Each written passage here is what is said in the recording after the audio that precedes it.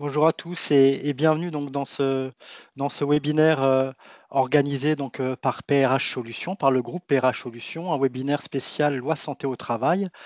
Nous sommes en fait en direct pour les 45 prochaines minutes et je vérifie rapidement où est-ce qu'on en est au niveau des connexions. Bonjour Amandine, bonjour Amélie, Angélique, Audrey, Caroline, bienvenue à bord. Je vois qu'on va pouvoir débuter. En fait, depuis son entrée en vigueur, la loi santé au travail donc du 2 août 2021 a profondément fait évoluer le cadre réglementaire de la prévention en entreprise. Pourtant, 4 ans plus tard, de nombreuses structures n'ont toujours pas mis à jour leurs pratiques ou mesurent mal en fait les obligations désormais attendues de la part des employeurs.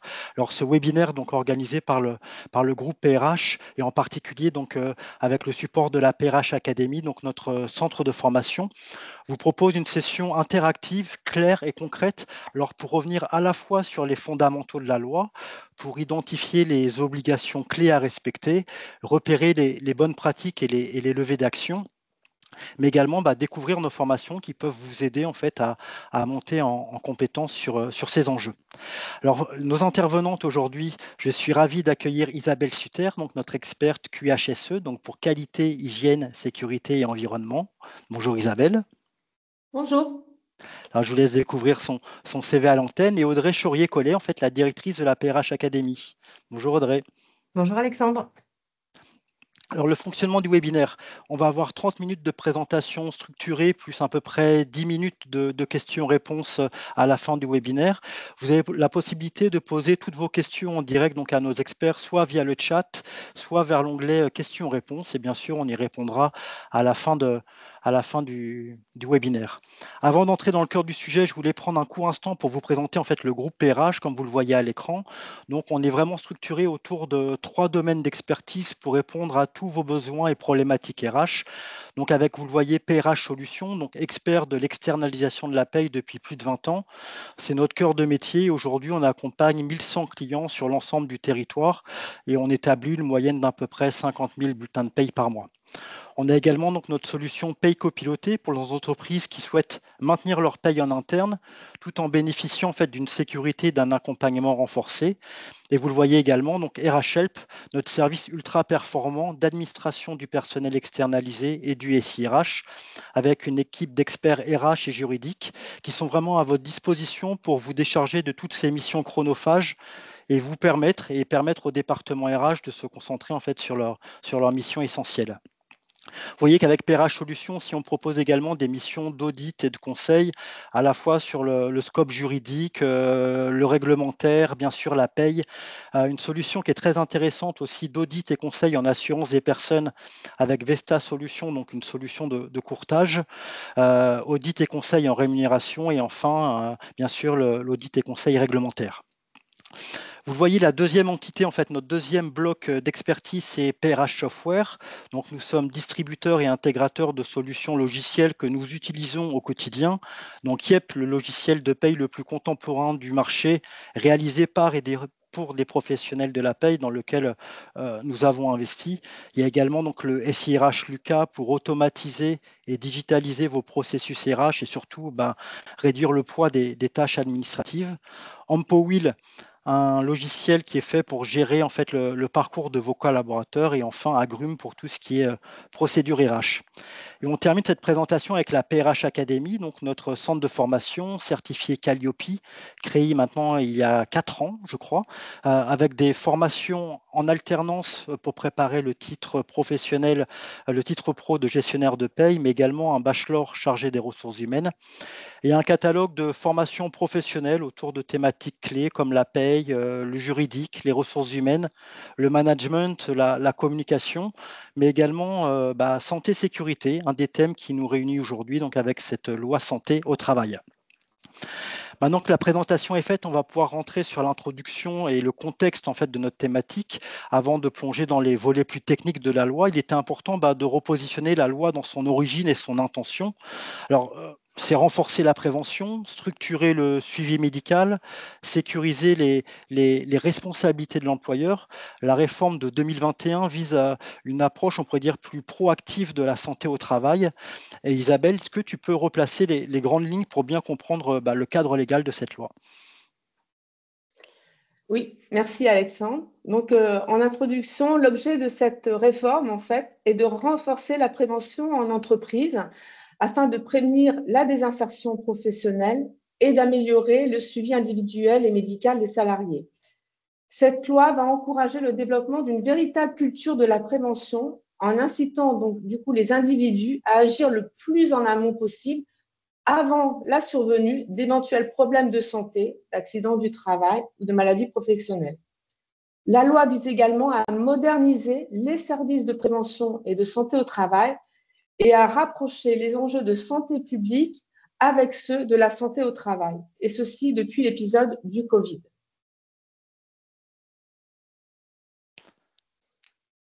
Donc, loi santé au travail.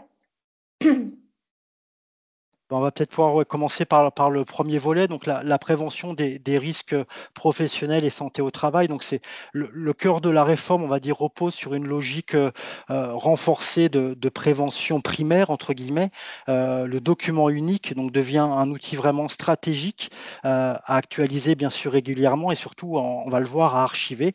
Alors, comment mieux structurer votre démarche? Quels sont les risques à intégrer? Isabelle va tout vous expliquer pour vous guider pas à pas.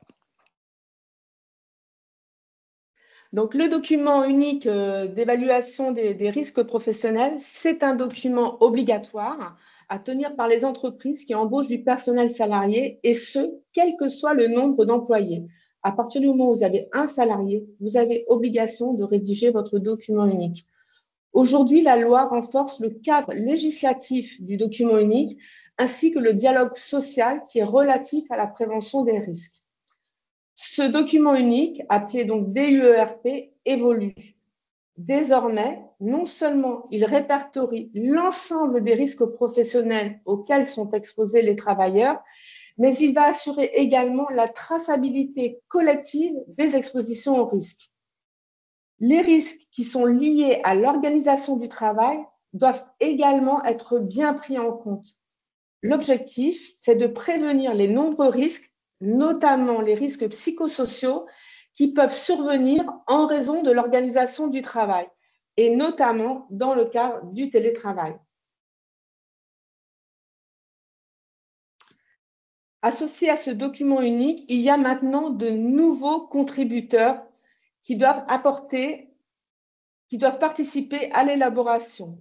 Ces nouveaux contributeurs sont le CSE et la commission santé, sécurité des conditions de travail s'ils existent, la participation également du ou des salariés désignés compétents pour s'occuper des activités de protection et de prévention des risques professionnels dans l'entreprise.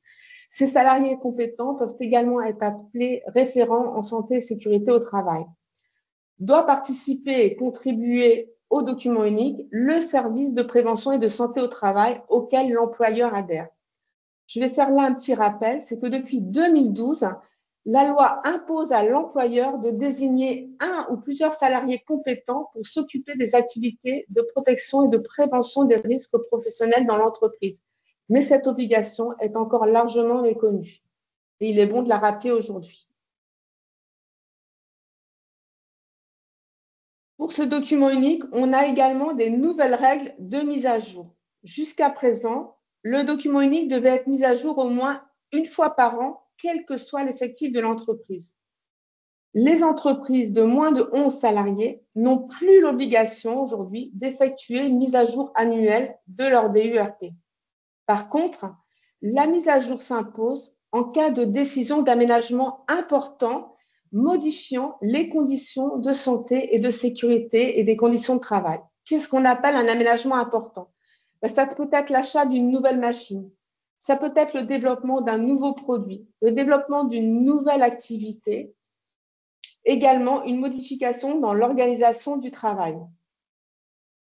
Ce document unique doit être également modifié lorsqu'une information intéresse l'évaluation des risques dans une unité de travail.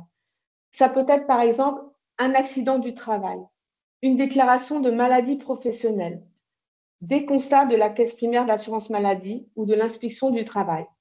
Cette mise à jour est nécessaire dès que l'information est portée à la connaissance de l'employeur.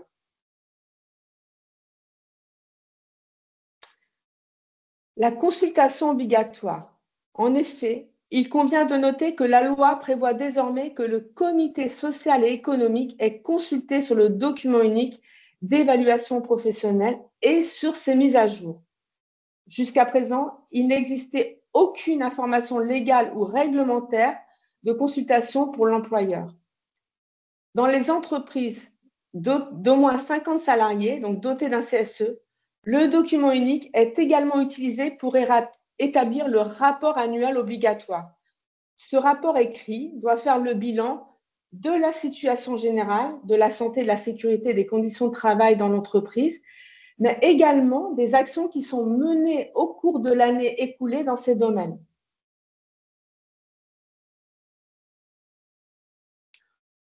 Autre modification importante, c'est l'accès et la conservation obligatoire du document unique. Donc, le document unique dans ses versions successives doit être conservé maintenant par l'employeur pendant au moins 40 ans.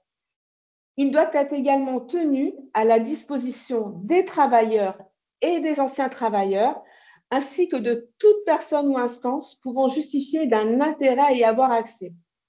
Il doit être également transmis à la médecine du travail lors de son élaboration et à chaque mise à jour. Ceci est lié à l'exigence de traçabilité des expositions.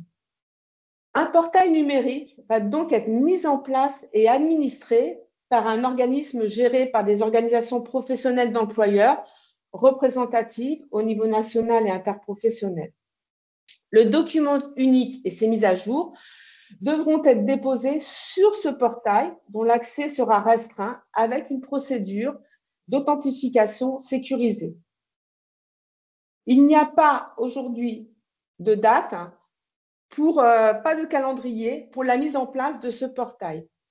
Jusqu'à l'entrée en vigueur de l'obligation du dépôt du document unique sur ce portail numérique, l'employeur va devoir conserver les versions successives du document au sein de l'entreprise sous la forme d'un document papier ou dématérialisé.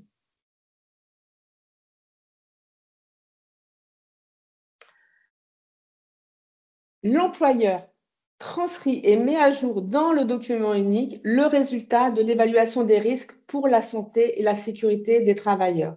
Mais cette évolution, ce n'est pas seulement un document. Cette évaluation doit déboucher pour les entreprises dont l'effectif est supérieur ou égal à 50 salariés sur un programme annuel de prévention des risques professionnels et d'amélioration des conditions de travail.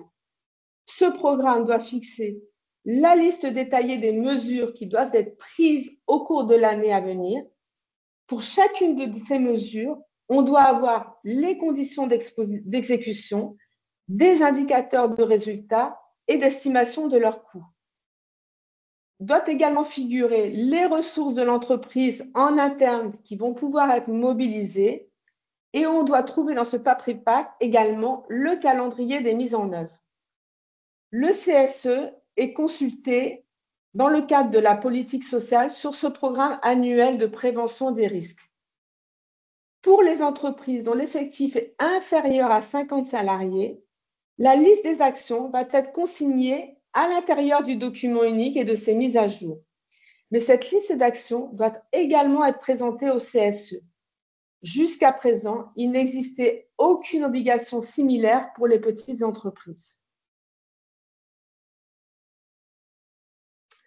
Voilà. Dans le cadre donc, toujours dans cette première partie sur la prévention des risques professionnels santé au travail, je vais faire un petit focus sur le harcèlement sexuel. Le harcèlement sexuel est un délit pénal dont la définition est fixée à l'article 222-33 du Code pénal et à l'article L. 1153-1 du Code du travail lorsqu'il se produit dans un contexte de travail. La notion de harcèlement sexuel dans le Code du travail a été complétée par la loi santé pour être rapprochée de celle existante du Code pénal. Ainsi, les propos ou comportements à connotation sexiste sont désormais intégrés à la définition du harcèlement sexuel au travail. Je vais faire un petit rappel encore. Depuis le 1er janvier 2019, la désignation du référent harcèlement parmi les membres du CSE est devenue obligatoire et peu importe le nombre de salariés au sein de l'entreprise. L'employeur a également obligation de désigner un référent harcèlement sexuel au sein de l'entreprise. C'est le cas pour les entreprises qui contiennent au moins plus de 250 salariés. La loi précise donc que cette personne est chargée d'orienter, informer et accompagner les salariés en matière de lutte contre le harcèlement sexuel. Toujours dans cette première partie, on va parler de la négociation sur les conditions de vie, la négociation sur les conditions de travail. La qualité de vie au travail fait déjà partie des négociations périodiques obligatoires dans l'entreprise. La loi du 2 août va ajouter la thématique des conditions de travail. Donc, pour la négociation annuelle sur l'égalité professionnelle entre les femmes et les hommes et sur la qualité de vie au travail, il est précisé que cette négociation peut désormais porter sur la qualité des conditions de travail et notamment donc sur la santé et sécurité au travail et la prévention des risques professionnels. Aujourd'hui, l'employeur doit donc négocier sur la qualité de vie et des conditions de travail. On ne parle plus de QVT, mais de QVCT. C'est une modification importante. Merci beaucoup pour toutes ces précisions, Isabelle. Donc, on va pouvoir passer donc, au deuxième point, donc, lié donc, aux formations obligatoires et passeport prévention. La montée en compétences des collaborateurs devient en fait un pilier de la prévention en entreprise. Alors, la loi introduit donc, maintenant le passeport prévention, qui est une innovation qui centralise en gros toutes les formations suivies par les salariés en matière de santé et de sécurité. Alors, Isabelle, tu peux nous présenter en détail ce passeport prévention et faire le point en fait sur les formations désormais obligatoires pour l'entreprise? Oui, donc renforcement de la formation pour les membres du CSE. Les membres de la délégation du personnel du CSE bénéficient d'une formation nécessaire à l'exercice de leur mission en matière donc de santé, de sécurité et des conditions de travail. Cette formation est d'une durée minimale de 5 jours lors du premier mandat des membres de la délégation du personnel.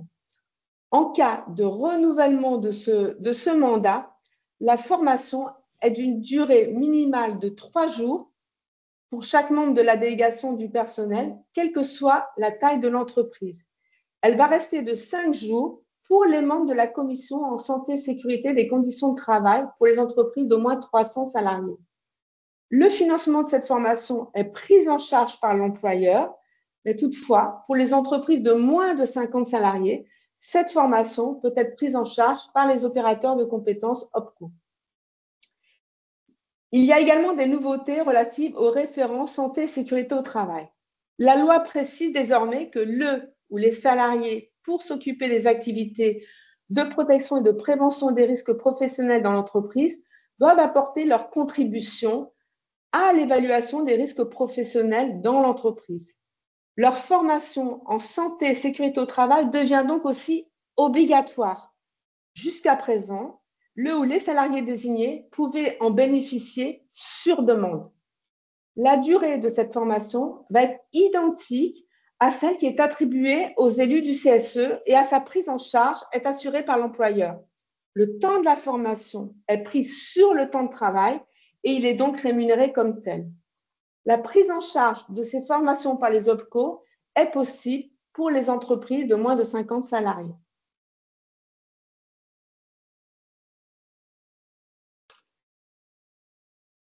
Voilà, le passeport prévention. Qu'est-ce que c'est? Donc, le passeport prévention a pour objectif de répertorier les formations et les certifications en matière de santé et sécurité au travail. Qui est concerné? Eh bien, ce dispositif va concerner l'ensemble des travailleurs, qu'ils soient en poste ou en recherche d'emploi, du secteur privé comme du secteur public. Sont concernés également les employeurs, mais aussi bien sûr les organismes de formation. L'objectif est de faciliter pour les entreprises la mise en œuvre de leurs obligations en matière de formation, santé et sécurité au travail. Comment? Eh bien, ce passeport va permettre d'anticiper les péremptions et les mises à jour des formations. Il va également éviter les formations redondantes grâce au partage des données par le travailleur quant aux formations dont il a pu bénéficier. Ce passeport, c'est un espace centralisé et sécurité. Il va permettre de retrouver donc dans un espace personnel dédié toutes les données liées à la formation en SST. Ces données incluent les certifications, les titres, les diplômes, les certificats, les habilitations et attestations afin de tracer et de valoriser les compétences acquises en santé et sécurité au travail. Et ce passeport va être valable tout au long de la vie active. Ainsi, ce dispositif va regrouper en un seul lieu sécurité toutes les données concernant la formation et les qualifications santé et sécurité au travail, et il va permettre de garantir et de fiabiliser les formations suivies. Ce service va être utilisé par tous les acteurs. L'alimentation du passeport de prévention constituera une obligation, d'abord pour l'organisme de formation les ayant dispensés, mais également une obligation pour l'employeur concernant les formations qu'il a pris l'initiative d'organiser en interne. Le salarié ou le demandeur d'emploi titulaire du compte conserve le choix d'activer son passeport dit de compétences auquel est intégré le passeport de prévention, d'alimenter son passeport de prévention pour les formations qu'il aurait suivies de sa propre initiative.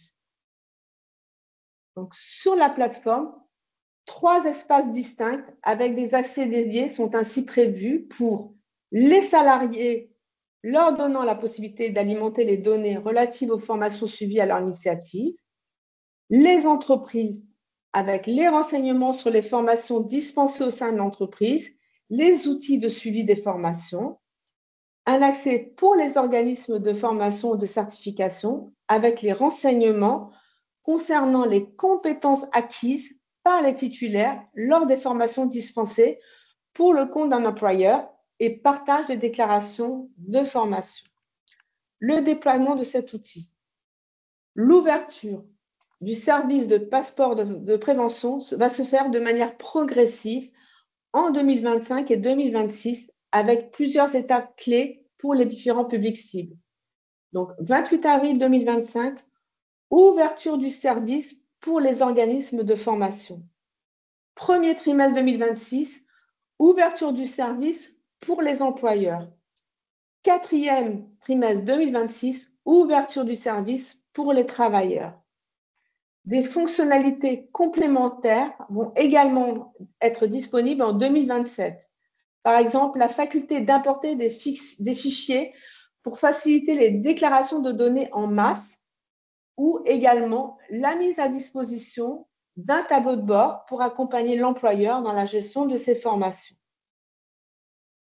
Je me permets de donner néanmoins quelques recommandations. Ce passeport prévention doit rester un outil au service de l'employeur et des salariés. Il doit faciliter la circulation entre eux de l'information et des formations suivies, des compétences acquises et des certificats obtenus.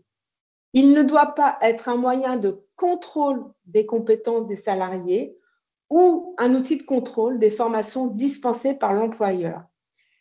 Il ne doit pas non plus constituer un prérequis obligatoire à tout recrutement des salariés, ni être confondu avec le CPF, même s'il est intégré dans le même système informatique.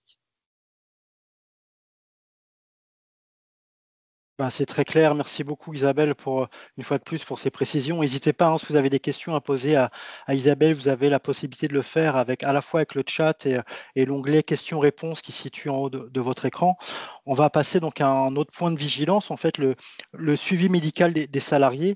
Alors, visite d'information, examen périodique, visite de mi-carrière, suivi renforcé pour les postes à risque. La réforme, en fait, redéfinit le suivi médical avec plus de structure et de régularité.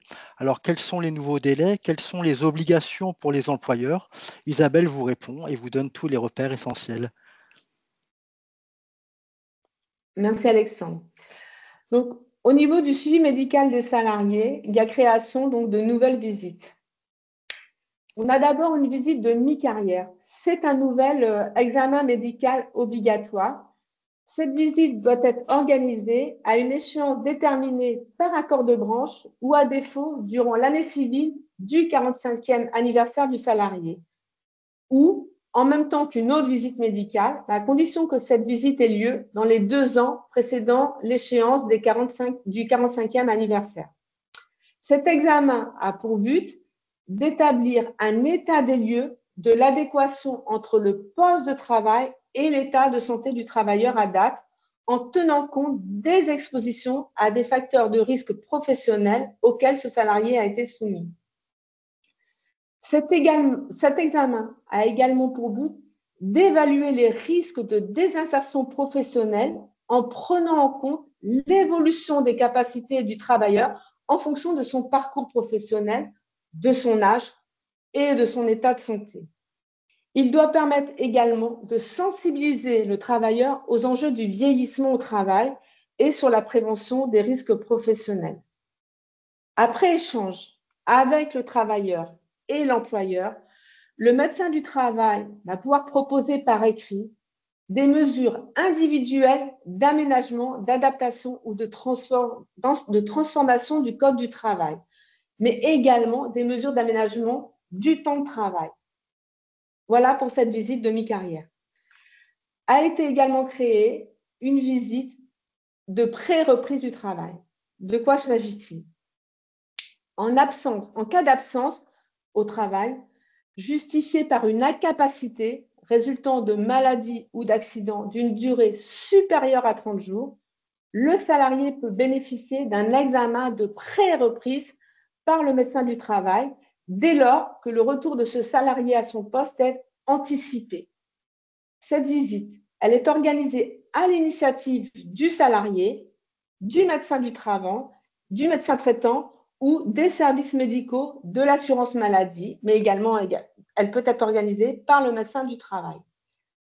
Par contre, c'est à l'employeur d'informer le travailleur de la possibilité pour celui-ci de solliciter l'organisation de l'examen de pré-reprise. Au cours de cette visite, le médecin du travail va pouvoir recommander des aménagements et adaptations du poste de travail, des préconisations de reclassement, des formations professionnelles visant en vue de faciliter le reclassement du salarié ou sa réorientation professionnelle. Il va s'appuyer sur le service social du travail, du service de prévention de santé au travail ou du service social de l'entreprise. Sauf si le salarié s'y oppose, le médecin du travail informe l'employeur et le médecin conseil de ses recommandations afin que toutes les mesures soient mises en œuvre afin de favoriser le maintien et le retour dans l'emploi. Autre examen médical, l'examen médical de reprise du travail. Le salarié bénéficie d'un examen médical de reprise du travail par le médecin du travail après un congé de maternité, après une absence pour cause de maladie professionnelle, mais également après une absence d'au moins 30 jours pour cause d'accident du travail ou après une absence d'au moins 60 jours pour cause de maladie ou d'accident non professionnel. Dès que l'employeur a connaissance de la date de fin de l'arrêt de travail, il doit saisir le service de prévention de santé au travail qui doit organiser l'examen médical de reprise le jour de la reprise effective du travail et au plus tard dans un délai de 8 jours qui suivent cette reprise. Cet examen médical de reprise du travail a pour objectif de vérifier si le poste que doit reprendre le salarié ou le poste de reclassement auquel il doit être affecté est compatible avec son état de santé. D'examiner les propositions d'aménagement ou d'adaptation du poste repris par le salarié ou de reclassement faites par l'employeur à la suite des préconisations qui ont été émises, le cas échéant, par le médecin du travail lors de la visite de pré-reprise. Il doit également préconiser l'aménagement ou l'adaptation du poste de travail ou de reclassement du salarié, et il peut, suite à cet examen, émettre, le cas échéant, un avis d'inaptitude.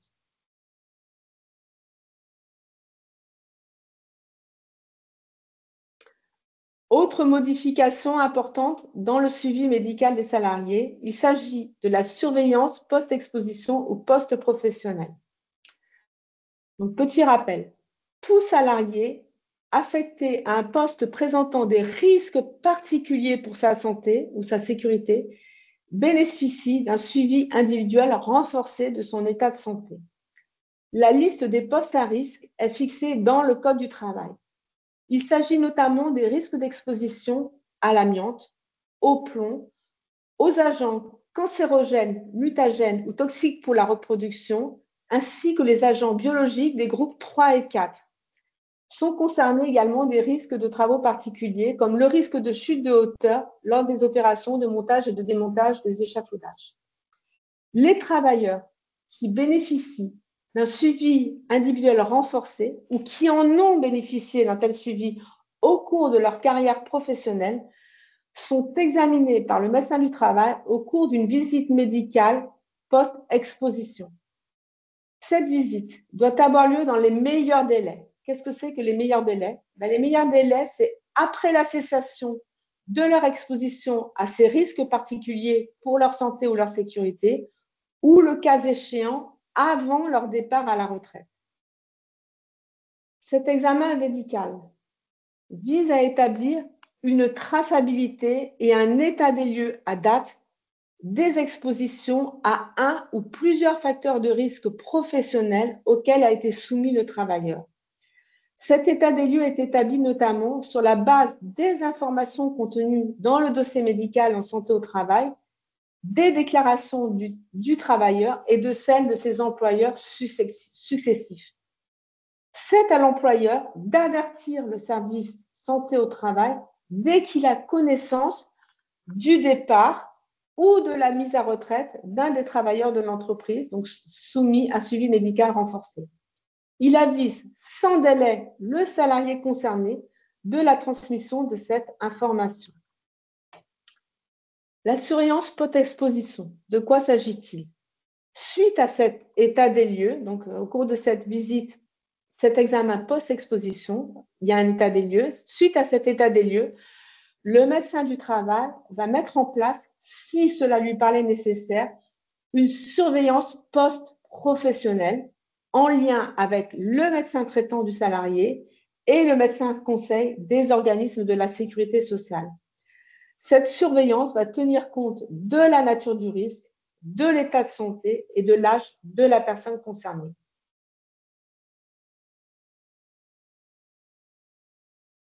Merci beaucoup Isabelle pour toutes ces précisions. On va passer maintenant donc au dernier point, donc c'est les services de prévention et de santé au travail. Donc la relation avec votre service de santé au travail évolue également donc avec la loi. Le SPST donc devient un acteur de prévention à part entière au-delà de la simple visite de suivi médical. On vous explique comment mieux collaborer avec ces acteurs pour construire une politique de santé au travail à la fois cohérente et surtout conforme.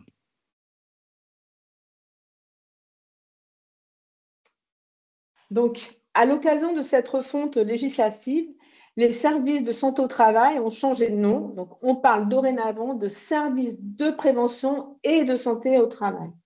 Au-delà de ce changement de nom, la loi met en œuvre également plusieurs évolutions dans l'organisation et les missions de la médecine du travail.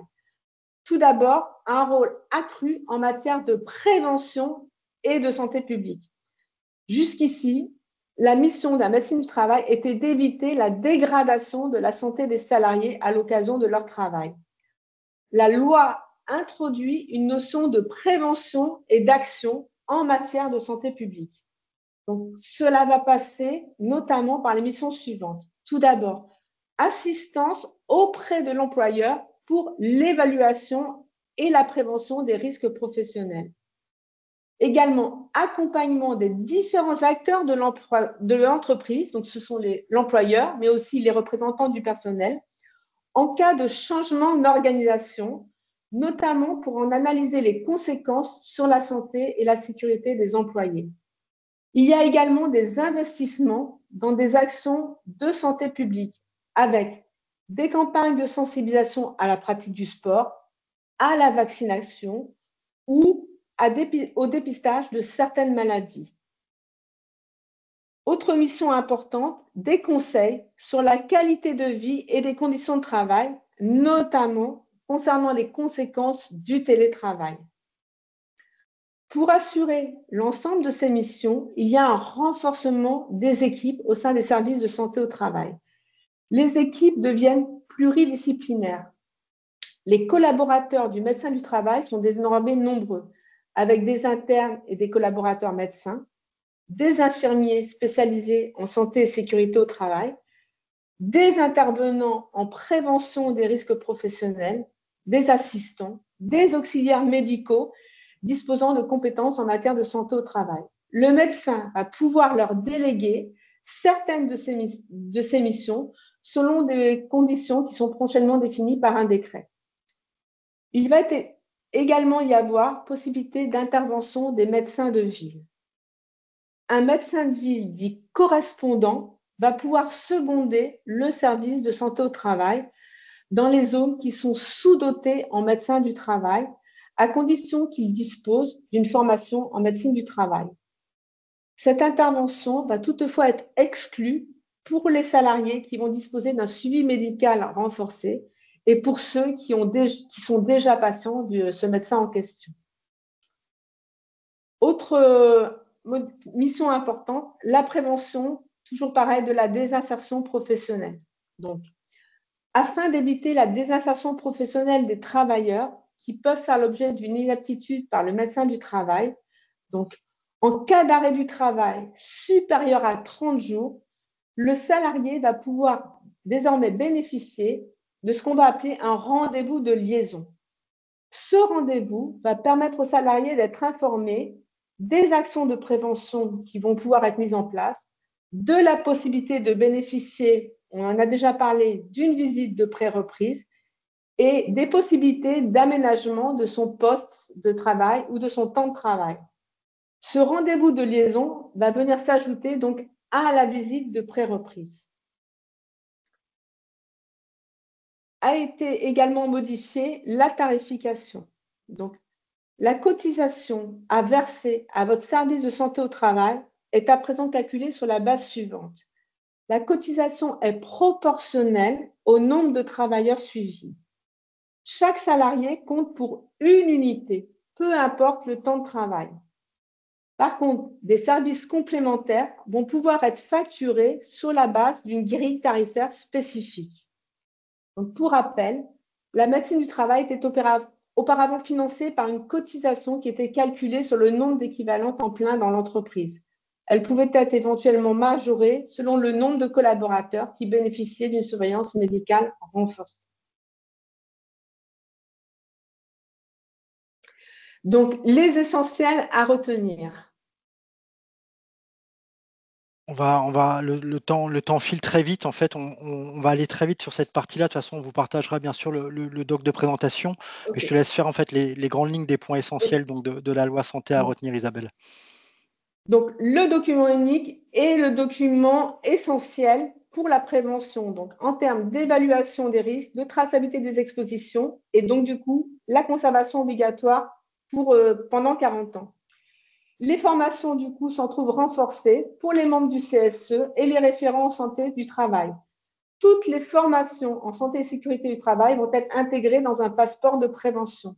Lié à la traçabilité des expositions, le suivi médical a été adapté, d'une part pour suivre les expositions et pour prévenir la désinsertion professionnelle. Et issu de tout ça, les services de prévention en santé du travail ont dû voir et leur organisation et leur mission évoluer avec des compétences complémentaires associées à leur service. Alors justement, le groupe PRH en fait vous propose vraiment un accompagnement expert pour construire donc un document unique qui soit à la fois conforme, clair et utile. Donc un document unique aujourd'hui, ça ne peut plus se limiter à une simple formalité. On vous propose vraiment un accompagnement complet, opérationnel et surtout 100% conforme avec l'appui de consultants experts en santé, sécurité au travail comme Isabelle, formés à la fois aux exigences réglementaires et surtout aux réalités du terrain. Une évaluation structurée des risques professionnels, donc bien sûr adaptée à votre activité. La rédaction, bien sûr, d'un document unique, lisible, structuré et conforme, comme je vous le disais, pensé pour être exploitable par vos managers, vos collaborateurs, mais également par vos partenaires, comme le CSE, on l'a vu dans les explications d'Isabelle. Et la co-construction, donc surtout d'un Papri Pacte, un plan d'action clair, priorisé en fonction des priorités et surtout réaliste, en phase avec vos ressources et vos enjeux stratégiques. Résultat, donc un gain de temps considérable, une montée en compétences de vos équipes aussi, et surtout la sécurisation de vos obligations légales en tant qu'employeur face à un risque de contrôle ou d'accident.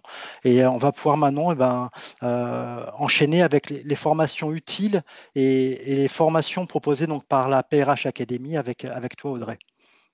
Oui, merci Alexandre. Alors effectivement, on a essayé de construire autour des exigences de cette loi santé au travail des parcours de formation et des modules de formation. Donc on a 10 modules d'une demi-journée chacun qui chacun répondent à des exigences particulières qui ont été décrites par Isabelle tout à l'heure. On les a organisés autour de 3 parcours parce qu'il y a 3 rôles principaux dans l'entreprise qui sont concernés principalement par la mise en application de cette loi travail, mais sachez que tous les parcours sont modulables et qu'il n'est pas obligatoire de suivre un parcours dans sa globalité, c'est juste plus cohérent. Le premier parcours, c'est un parcours de 14 heures et qui est à destination d'un public plutôt RH, ressources humaines, et qui est composé de 4 demi-journées. D'abord les bases de la prévention, ensuite les liens entre travail, santé et formation, l'évaluation des risques professionnels et la gestion des accidents du travail. Voilà. Par rapport aux exigences réglementaires, on estime que c'est la base d'un parcours RH auquel on peut ajouter d'autres modules ou n'en faire que certains si on est contraint ou si on n'a pas certains besoins peut-être. Le deuxième parcours qui est proposé, c'est un parcours où on vient rajouter une journée à ce parcours RH. Donc les 14 premières heures, ce sont les mêmes qui sont proposées sur le parcours RH. Et on vient y rajouter un module sur les outils du leadership en sécurité et un module sur le salarié compétent. Donc c'est vraiment un parcours qui est destiné aux salariés compétents référents sur ce sujet en entreprise.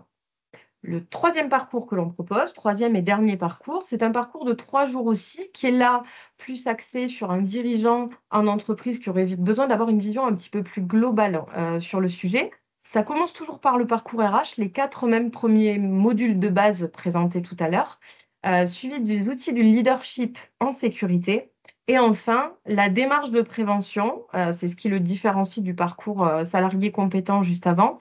C'est une demi-journée sur la démarche de prévention, sur comment mettre en place cette démarche dans son entreprise quand on est dirigeant. Donc, je répète que tous ces modules-là peuvent être, voilà, les parcours peuvent être modulables et peuvent être choisis à la carte, évidemment. On rajoute à ces 3 parcours 3 modules indépendants, un sur la prévention des risques psychosociaux, un sur la prévention des TMS, les troubles musculo-squelettiques, et un sur l'animation globale de la démarche QVCT, puisque rajouter le C, qui sont indépendants, mais qui peuvent être ajoutés à n'importe quel parcours ou être faits juste tout seul, indépendamment. Donc, voilà. Voilà pour ces 3 parcours principaux. Et le dernier que l'on a rajouté récemment, c'est le parcours de formation pour les élus CSE, CSSCT, puisque notre organisme de formation est à présent habilité à former les élus. Donc, comme l'a expliqué Isabelle tout à l'heure, une durée de 5 jours pour tout élu en formation initiale qui n'a jamais été formé et quel que soit le type de la taille de l'entreprise. Donc, il y aura sur ces 5 jours, 2 jours sur le fonctionnement, le rôle et les missions du CSE. Donc, ça, c'est plutôt généraliste. Et 3 jours sur la prévention. Donc, ça va intégrer les différents modules que je vous ai présentés juste avant. Si c'est une formation de renouvellement, tout dépendra de la taille de l'entreprise. Pour un effectif en dessous de 300 salariés, il y aura 3 jours de formation. 1 jour sur le fonctionnement, 2 jours sur la prévention. Et si c'est une entreprise de plus de 300 salariés, on passe à 5 jours en faisant 2 jours, 3 jours, en privilégiant toujours 3 jours sur la prévention. Par rapport à ces parcours, nous avons établi une programmation euh, des prochaines sessions à venir. Euh, Vous voyez ici les différents parcours qui sont, les différents modules de formation qui sont notés avec les parcours en face. Donc, dès fin juin, un parcours RH qui est possible en 4 demi-journées, donc 14 heures. Un parcours salarié début juillet. Un parcours dirigeant au mois de septembre.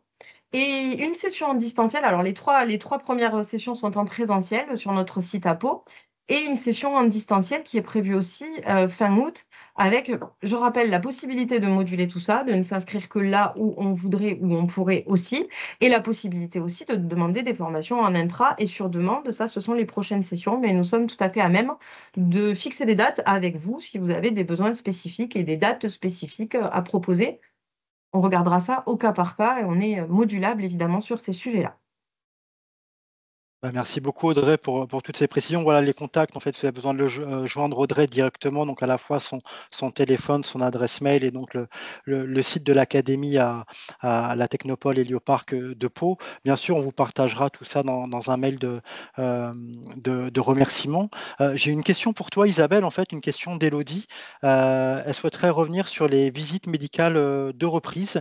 Le médecin du travail peut-il imposer une visite de reprise en présentiel pour une salariée en retour de congé maternité avec un contrat 100% télétravail et qui ne veut pas se déplacer à Paris car son organisation personnelle, allaitement notamment, l'empêche de se déplacer?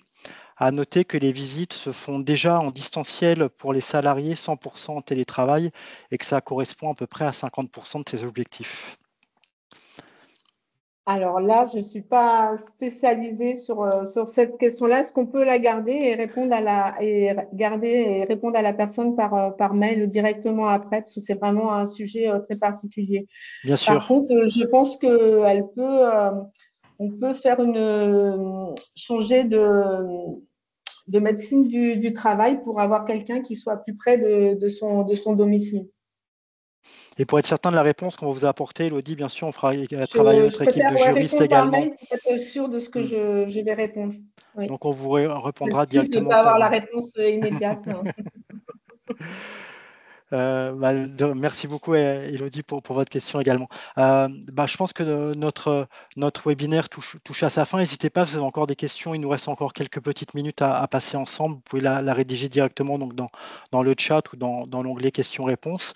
Vous l'avez vu, en fait, la loi santé au travail en fait, impose de nouvelles pratiques, mais aussi elle offre l'opportunité de renforcer durablement votre politique RH, de mieux protéger vos collaborateurs et surtout de prévenir les risques professionnels.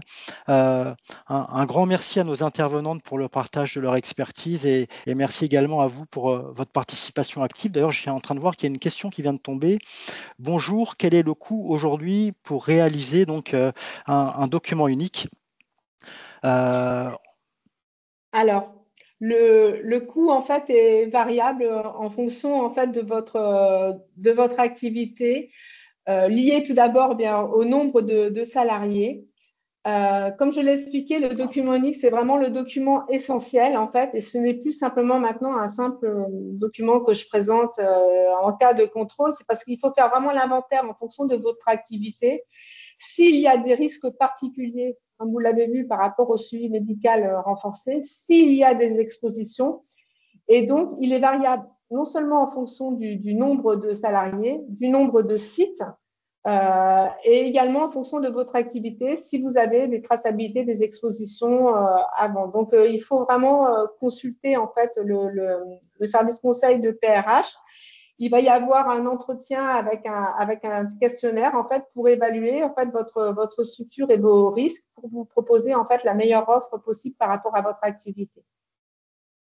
Donc moi, je vois juste le nom Lambert en fait dans le chat de conversation. Donc Lambert, on reviendra vers vous également donc avec une proposition personnalisée, donc le partage de ce fameux questionnaire. Alors je vous rappelle que l'accompagnement justement du document unique pour vous faire gagner du temps et renforcer la montée en compétences de vos équipes et surtout à vous assurer la conformité de vos entreprises en cas de contrôle et d'accident peut être réalisé en fait par notre équipe de consultants. Vous avez également à votre disposition donc, les formations de la PRH Academy avec un catalogue de formations professionnelles adaptées à vos besoins, donc à la fois sous forme de pack, comme vous l'a présenté Audrey, donc, ou sur une formule plus à la carte, à la demande.